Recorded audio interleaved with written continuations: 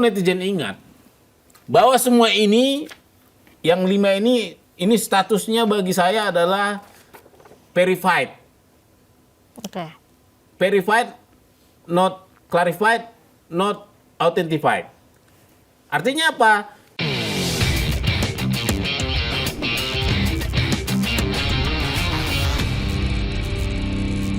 Kalau saat ini saja dulu ya. Saya belum mau tunjukkan yang lain-lain. Yang jelas ini mungkin lebih ke benefitnya terhadap situasi update sekarang. Okay. Ini kan saya kan selaku peneliti kan nggak boleh berpihak kemana-mana, berpihak pada data. Nah, lantas kan pertanyaannya, data ini menguntungkan siapa? Kita tahu Pak RRT dan 3 teman lagi, Bang Rustam,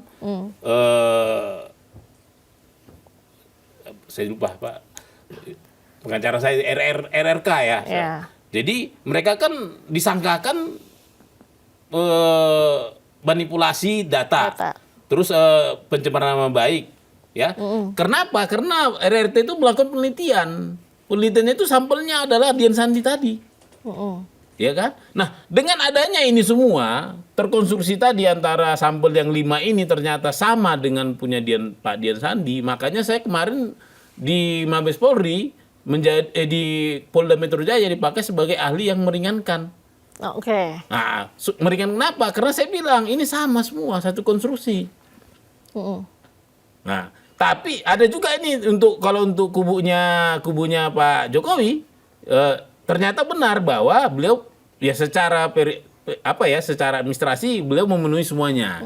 Nah, cuman perlu netizen ingat bahwa semua ini, yang 5 ini statusnya bagi saya adalah verified. Oke. Verified, not clarified, not authentified. Artinya apa? Saya berdasarkan dokumen-dokumen KPU, ya, selama ini saya terima yang 55 ini, secara resmi mereka sebut mereka tidak pernah melakukan klarifikasi. Bagaimana hubungan fotokopi ini dengan aslinya itu masih tanda tanya. Oke. Katakanlah aslinya ya, sumber fotokopi ini. Kenapa? Ternyata KPU itu hanya melakukan verifikasi. Verifikasi itu sifatnya administrasi. Dicek administrasinya benar nggak? Mungkin ditelepon ke UGM-nya, benar nggak ini? Sudah leges ini, benar nggak ada? Oke. Tapi tidak pernah menyandingkan antara asli dengan fotokopi. Benar nggak? Nyambung nggak? Nah, ini semua Mbak diatur di Undang-Undang Pemilu. Nah, memang harus kita akui bahwa PKPU itu, Undang-Undang Pemilu, tidak mewajibkan klarifikasi. Karena klarifikasi itu hanya dilakukan jika klarifikasi mencurigakan, laporan masyarakat, ada laporan dari Panwaslu, seperti itu. Sepanjang tidak ada yang 3 ini, laporan-laporan ini mencurigakan, ini tidak pernah dilakukan klarifikasi. Jadi dari KPU mungkin juga dari awal merasa ini tidak ada yang mencurigakan, ya udah verifikasi aja tanpa klarifikasi. Iya, gitu. benar. Dan kemarin waktu kita sidang di KIP minggu lalu, KPU-nya ngaku, KPU Kota Solo. Yang 2005, bahwa mereka tidak pernah melakukan namanya klarifikasi. Karena apa? Karena memang mereka nggak curiga. Nggak ada unsur mereka untuk minta aslinya lalu disandingkan. Oke. Seperti itu. Nah, ini kan masalah klarifikasi tadi. Ada lagi satu namanya Undang-Undang Kearsipan yang mewajibkan dokumen-dokumen, apalagi yang 2005 ini, 2005 berarti udah 20 tahun lalu, ini harus diarsipkan ke ANRI atau Lembaga Kearsipan Daerah setempat. Ya, jadi ternyata KPU sampai sekarang, makanya ini bayangkanlah coba kalau yang seperti ini, Mbak. Ini kan sudah agak kesannya kayak kertas fotokopi dari kertas lama. Iya. Ini arsip negara loh. Seharusnya ini dipelihara dong. Iya. Tapi KPU kan memang fungsinya bukan kearsipan. Kalau gitu KPU seharusnya menyerahkan ini supaya apa? Supaya diserahkan untuk diautentikasi oleh Lembaga Kearsipan Daerah. Itu ada diatur di Undang-Undang 43 tahun 2009 tentang kearsipan. Nah, jadi KPU pun dan ANRI sudah ada kerjasama. Makanya dikeluarkan namanya PKPU nomor 18 tahun 2013 tentang jadwal retensi arsip. Oke. Seharusnya yang begini-begini 5 tahun umurnya, 2 tahun masa aktif, 3 tahun masa inaktif, berarti 5 ya. Ya. 5 tahun ini harus diserahkan ke ANRI. Atau lembaga kearsipan daerah. Kalau 2005 ini diserahkan ke LKD, di KPU, berarti kan 2010 seharusnya sudah diserahkan untuk diperiksa. Kenapa? Kalau kita baca di peraturan PKPU ANRI nomor 1 tahun 2003, mereka berwenang mengautentikasi ini, mengecek keasliannya.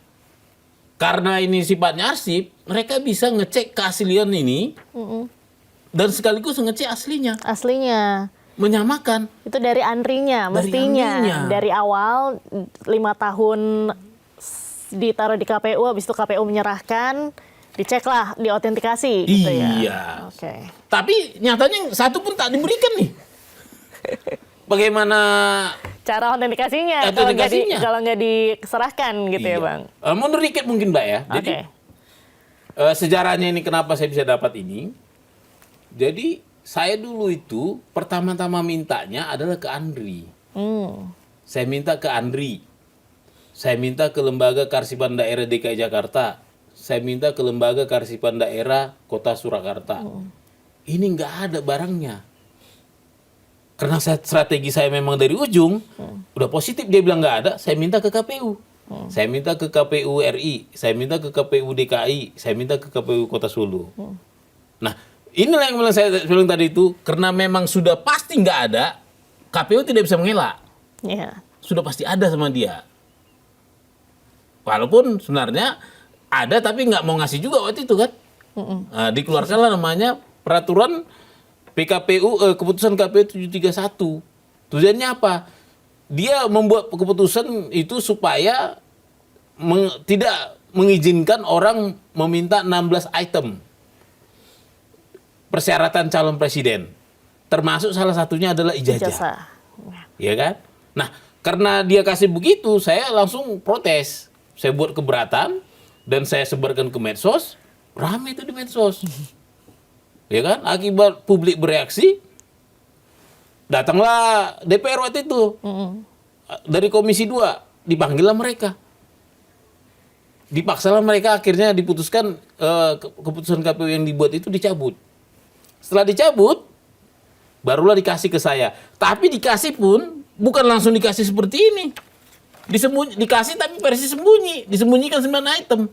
Gimana tuh Bang? Ya, ini 9 item ini disembunyi semua nih. Jadi ditutupin apa gimana Bang? Ditutupin. Oke. Ditutupin, ini tutup, tanda tangan semua ditutup.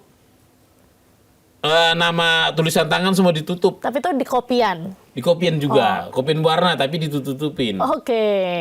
Terus gimana Bang? Ya, itulah yang saya sengketakan. Oke. Akhirnya setelah kita bersengketa dari November, ya kemarin Januari diputuskan kita menang. Tapi itu pun belum tentu juga, saya sempat deg-degan juga Mbak. Kenapa? Ternyata mereka kan punya hak untuk banding ke Petun. Ya kan? Saya tunggu 14 hari. Ternyata mereka, ya bagusnya mereka tidak mau melanjutkan. Makanya perjuangan ini akhirnya berbuah manis. Begitu KPU RI ngasih, KPU DKI ngasih juga. Sekarang kemarin nih, makanya nih baru segar nih press from the open. Kapan Bang nih kemarin dapatnya? Kemarin jam 4. Kemarin banget ya? Iya, melalui email. Memang saya sengaja minta email, jauh lah ke sana kan. Gitu Mbak. Nah, awalnya nih Abang ngejar-ngejar minta ijazah ini apa latar belakangnya nih Bang? Iya, memang gini ya. Saya harus terangkan juga bahwa kan saya tuh S2-nya, S3-nya juga kebijakan publik ya. Jadi selaku boleh dibilang saya ahli kebijakan publik, melihat ada masalah publik. Gunjang-ganjingnya waktu itu saya mulai tertarik ketika masuk RRT. Mereka sudah menyajikan sebuah metodologi. Mereka udah bicara-bicara peneliti nih. Ya kan? Di sekitar bulan April itu mereka udah rame bicara kami peneliti begini. Lalu saya pikir, lah saya pelajari penelitian mereka. Mereka itu ternyata mainnya di sektor private. Makanya mereka itu coba apa yang diteliti mereka. Kawan kuliah. Iya. ijazah asli, KKN, apalagi skripsi, Skripsinya. ya kan? Nama-nama dekannya pada saat itu. Karena memang mereka bermain di zona private. Makanya mereka pasti cenderung akan berhadapan dengan hukum private. Salah satunya pidana. Pidananya. Kenapa? Private itu kan begitu. Yang mengatur hubungan sesama private kan begitu. Nah, saya teliti tuh Mbak.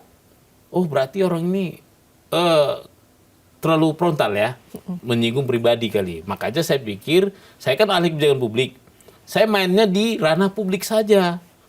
Artinya saya yakin, loh dokumen ijazah ini pasti ada di badan publik. Saya tahu undang-undang keterbukaan informasi publik. Bahwa setiap dokumen publik itu sah, harus dibukakan ke publik. Makanya saya pikir, wah saya harus memberi solusi waktu itu. Karena waktu itu kan kebuntuannya adalah tak ada satupun orang yang ngasih ijazah.